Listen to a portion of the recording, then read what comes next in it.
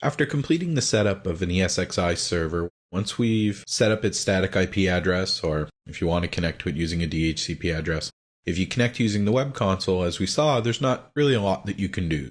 One of the links that was available on the web console was to download the client. So I have the vSphere client installer here.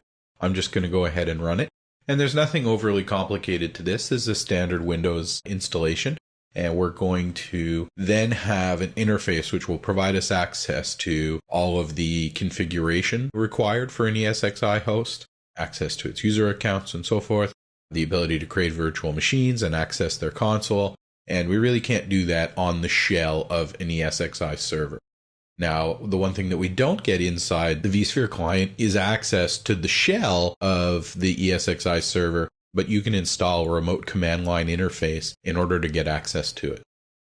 And you can do that in either a Perl-oriented way, if you're more of a Unix type person, or there's also PowerCli, which provides a PowerShell interface. It really provides all the functions of ESXi and or vCenter through the PowerShell interface, and we have access to a huge range of commandlets for the various functions of ESXi and vCenter. It's well worth taking a look at for automation purposes. So I'm going to go ahead and let that run. Once it's done, we'll open it and then provide the IP address or host name if we registered in DNS, which of course we should, and the username, typically root if we haven't created any additional users yet on the shell, and whatever password we set for root on the console during the installation.